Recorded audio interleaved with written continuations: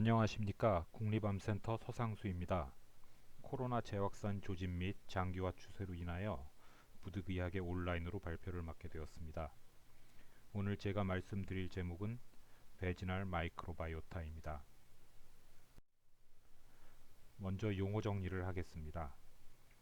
미생물체로 번역될 수 있는 마이크로바이오타는 커멘살, 편리공생, 심바이오틱, 공생 또는 패소제닉, 병원성을 모두 포함한 미생물의 이콜로지컬 커뮤니티, 즉 생태 공동체를 의미하며 미생물군 유전체, 즉 마이크로바이옴은 한 환경에서 살고 있는 모든 마이크로 오가니즘들의 컬렉티브 지놈을 의미합니다.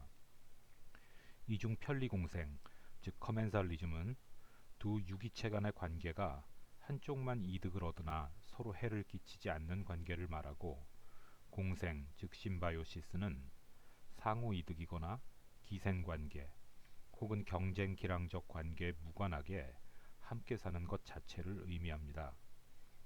이러한 마이크로바이옴은 휴먼 지놈 프로젝트 이후 활발히 연구되고 있는 연구 분야인데, 학자에 따라 90% 이상의 인간 질병에 영향을 미친다고 주장되기도 하며, 개인당 10조에서 100조 개에 이르는 주로 박테리아로 존재하는 미생물체가 공생하고 있는데, 이는 전체 인간 세포 수의 10배에 달한다고 합니다.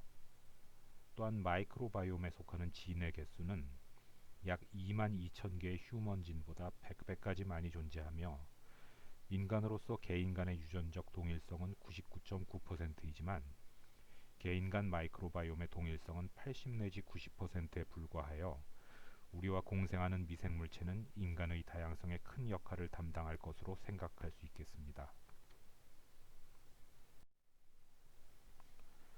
그래서 NIH에서는 2007년부터 휴먼 마이크로바이옴 프로젝트를 지원하고 있는데,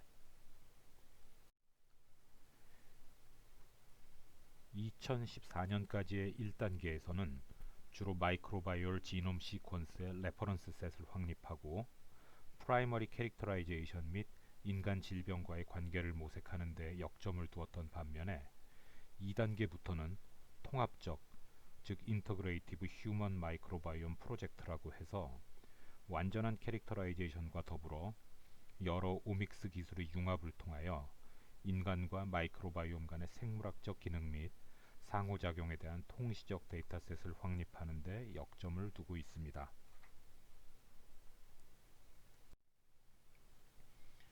이러한 배경에 대해서는 2012년도에 배포된 뉴스 릴리스를 통하여 조금 더 확인하실 수 있겠습니다.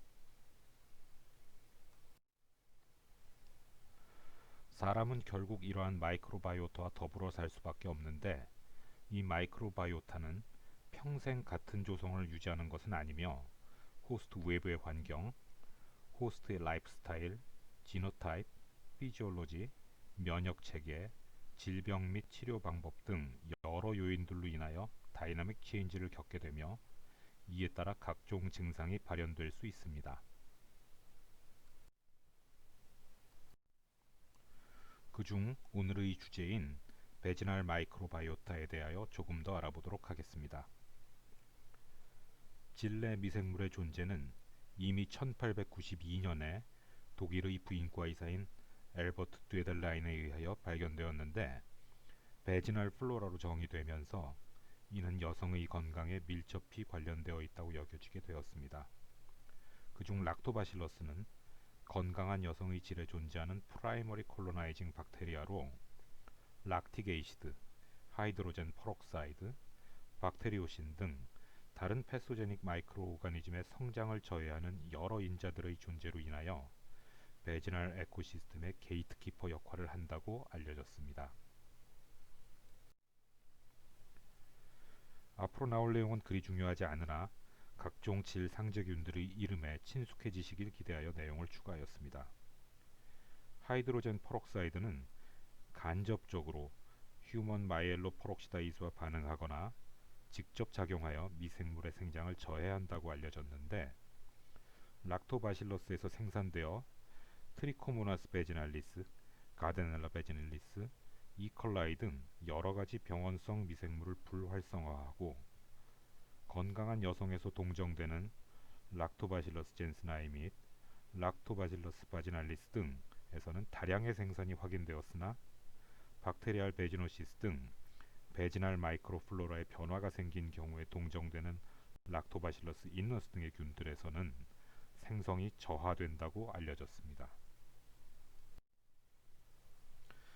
그러나 생리적인 농도의 H2O2는 박테리알 베지노시스 관련 박테리아, 즉 에이토포비움 베지나, 가드넬라 베지날리스, 모빌링쿠스 스피시스, 프레보텔라 등을 억제하지 못하며 베지날 플루이드 자체는 각종 글라이코프로틴 및 폴리사카라이드, 리피드 등으로 인하여 오히려 하이드로젠 퍼록사이드의 박테리오사이드 이펙트를 저하한다고 하여 최근에는 하이드로젠 퍼록사이드가 그다지 큰 역할을 하지는 않는 것으로 생각되고 있습니다.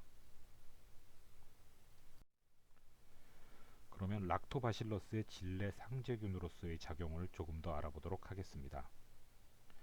에스트로겐은 질 점막의 글라이코겐 디파지션을 일으키게 되는데 알파 아밀레이즈에 의하여 말토스 및 덱스트린 등으로 분해되게 되면 락토바실러스가 이러한 분해산물을 이용하여 락틱 에이시드를 생성, 질내 산도를 3.0에서 4.5 사이로 유지하게 만들고 이는 다른 박테리아의 생장을 억제하게 됩니다.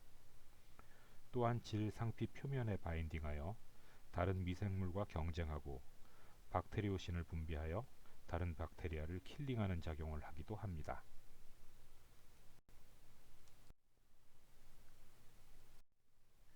이러한 락토바실러스의 작용을 그림으로 모식화한 것입니다.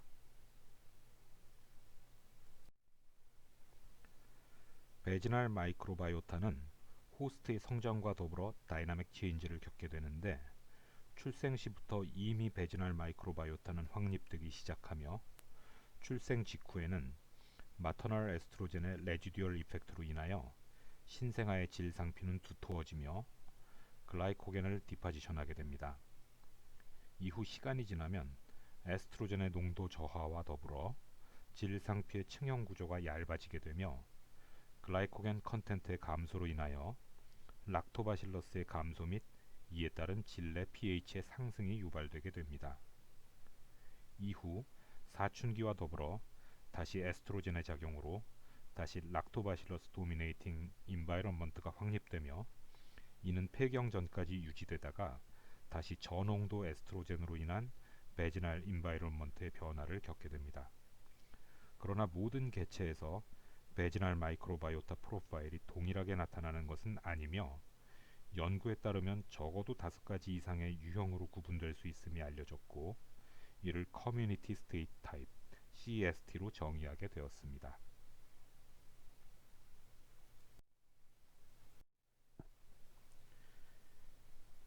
네 가지의 CST는 각각 1형은 락토바실러스 크리스파투스, 2형은 락토바실러스 가세라이 혹은 락토바실러스 젠슨아이, 3형은 락토바실러스 이너스가 도미네이팅하는 균주이고 4형은 충분한 락토바실러스가 도미네이팅하지 않은 채 가데넬라, 에이토포비움, 모빌리쿠스, 프레보텔라, 클로스트리움에 속하는 균주들의 혼합으로 구성되어 있습니다. 이러한 CST 역시 고정불변하지는 않고 생리주기의 호르몬 변화 혹은 긴 시간에 걸친 호르몬 환경의 변화에 따라 변화하는데 임신 기간에는 고농도의 에스트로겐으로 인하여 박테리알 다이버시티의 감소 및 락토바실러스 종의 도미넌스를 보다 더 유발하게 되며 출산 이후 에스트로겐의 감소는 이러한 락토바실러스 도미넌스가 줄어들어 하이 다이버시티 마이크로바이오타 커뮤니티가 출산 후 약 1년까지 형성되는 것으로 보고된 바 있습니다. 폐경 후에는 더욱 줄어든 에스트로겐으로 인하여 이러한 하이 다이버시티 마이크로바이얼 커뮤니티가 더욱 조장되기도 합니다.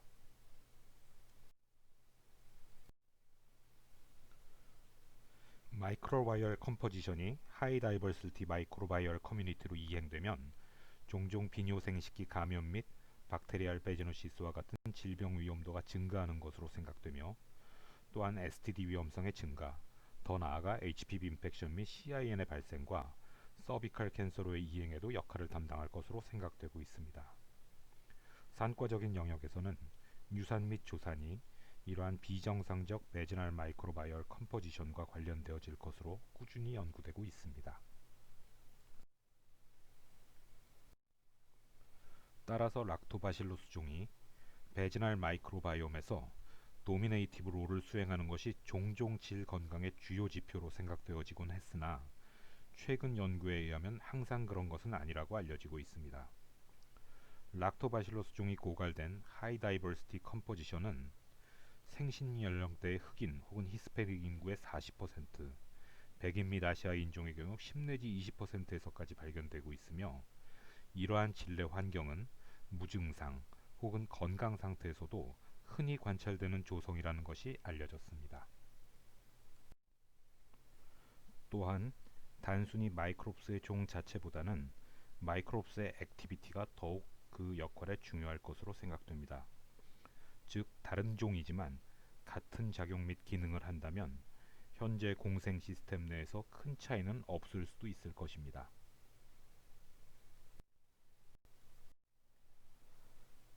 다음은 이러한 연구를 수행하기 위한 방법론에 대하여 간략히 용어 소개를 하도록 하겠습니다.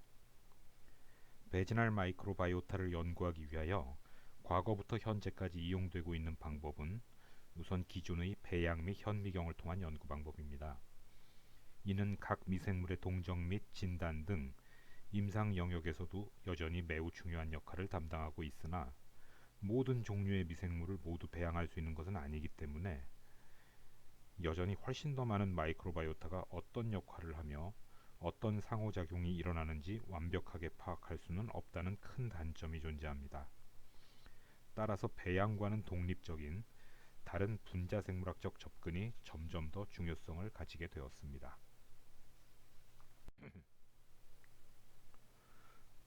모든 인간에서는 병적 상태가 아니어도 모두 병원균 자체가 상재하고 있으며 전체적으로 체중의 1 내지 3%에 해당하는 마이크로 오가니즘을 가지고 있습니다. 이렇게 다양하고 수많은 마이크로바이오타를 연구하기 위하여 메타제노믹스 어프로치가 이용되고 있는데 이는 특정 미생물을 배양 동정하여 연구하는 것이 아닌 만종 이상일 것이라고 생각되는 전체 미생물의 지네틱 머티리얼을 통째로 한꺼번에 연구 분석하는 방법입니다. 16S rRNA는 19개의 단백질과 컴플렉스를 만들어 30S 박테리얼 라이보솜 서브 유닛과 결합하는데 이는 16S rRNA 진에 코딩되어 있고 모든 박테리아에서 존재하면서 highly conserved 되어 있습니다. 또한 그 일부분에는 베리어블 리전이 존재하여 박테리아 유전자라는 증명이 될 뿐만 아니라 박테리아 종류를 구분, 비교, 동정하는 데에도 핑거프린트 역할을 하고 있습니다. 파이로 시퀀싱은 DNA 시퀀싱 바이 신세시스 원칙을 이용한 시퀀싱 방법으로 DNA를 복제하면서 DNA 폴리머레이즈에 들어가는 각 누클레오타이드가 체인 리액션에 의하여 파이로포스페이트를 방출하게 되면 그것을 순차적으로 읽어 시퀀싱하게 되는 방법입니다.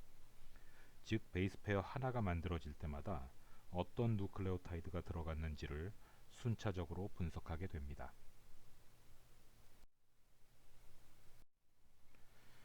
그래서 전 슬라이드의 두 가지 방법을 이용하여 메타제노믹스 스터디가 수행되어 왔는데 이를 통하여 과거 컬처를 통하여 알려진 어떤 종류에도 속하지 않는 올펀 16S rRNA 시퀀스가 매우 많이 발견되었고 실제 컬처를 통하여서는 그 샘플 내에서 1%에도 미치지 못하는 종류만이 동정된다는 것이 확인되었습니다.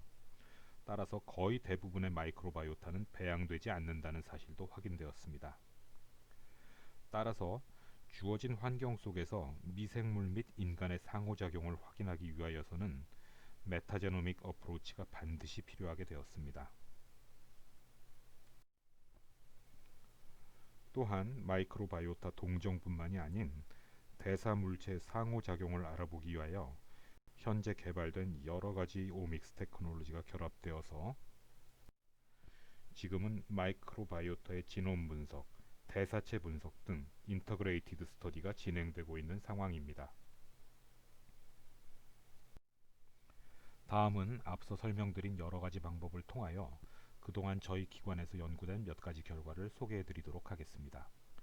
저희는 국립암센터 암역학 예방연구부장 김미경 박사팀과 인체 자궁경부 공생미생물 유전체 분석과 호스트오믹스 분석을 통한 자궁경부암 암화 과정의 다중 상호작용이라는 제목으로 공동 연구를 수행하고 있고 현재도 진행 중에 있습니다.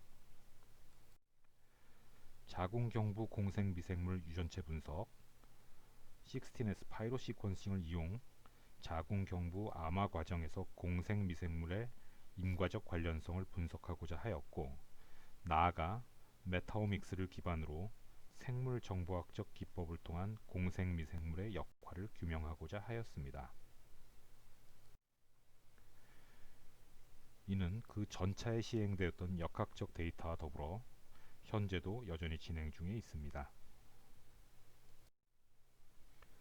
그중 자궁경부 마이크로바이오타와 CIN 리스크와의 관련성에 대하여 소개하도록 하겠습니다.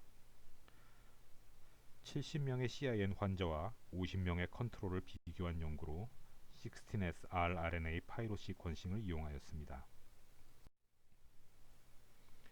에이토포비움 바지나 가드넬라 바지날리스와 락토바실러스 인너스가 도미네이팅 하면서 상대적으로 락토바실러스 크리스파투스가 희소해지는 서비칼 마이크로바이오타의 환경은 CIN과 밀접히 관련되어 있는 것으로 분석되었는데, 특히 에이토포비움 바지나이가 상대적으로 어번던트한 환경이 컨트롤에 비해서 약 6.6배 CIN 리스크가 상승됨이 관찰되었습니다. 그림의 좌측은 락토바실러스 크리스파투스가 상대적으로 도미네이팅하는 로우 리스크 환경이고, 우측이 에이토포비움 베지나이 등이 상대적으로 어번던트한 하이 리스크 환경을 나타냅니다. 또한 하이 리스크의 마이크로바이올 패턴과 온코제닉 HPV와의 관계는 시너제스틱 이펙트를 보이는 것으로 분석이 되었고, 이는 베지날 마이크로바이오타의 교란이 온코제닉 HPV로 유발되는 자궁경부 암화 과정에서 공인자의 역할을 한 것으로 생각되었습니다.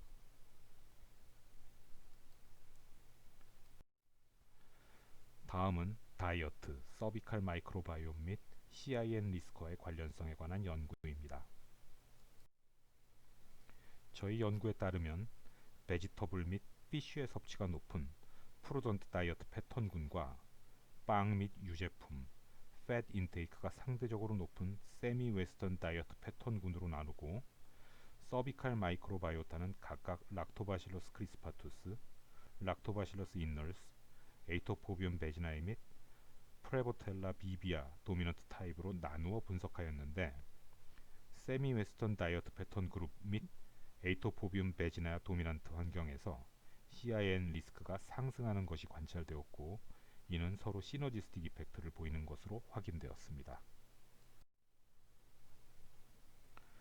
또한 HPV 퍼시스턴스 및 클리어런스, HPV 네거티비티와 서비칼 마이크로바이오타의 관련성도 관찰되었습니다. 확인된 균주들의 탁소노미 및 렐러티브 어번던스를 네거티브, 클리어런스, 퍼시스턴스 각 군에 따라 정리한 데이터입니다.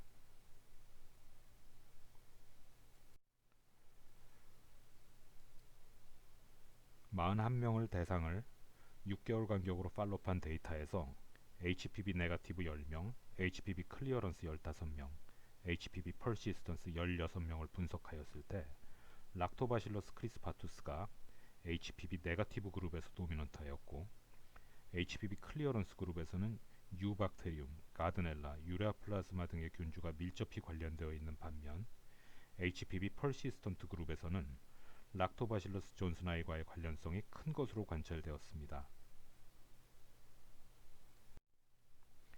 향후 메타제노믹스, 메타트랜스크립토노믹스, 메타프로테오믹스, 메타볼로믹스 등 각종 오믹스 테크놀로지의 융합은 이러한 베지날 마이크로바이오타의 휴먼 헬스에 대한 영향을 보다 잘 파악하게 해줄 것이라고 기대되며, 궁극적으로는 질병의 예방과 치료적인 측면에서 마이크로바이오타를 매니퓰레이션하는 방법이 모색되지 않을까 기대해 봅니다. 감사합니다.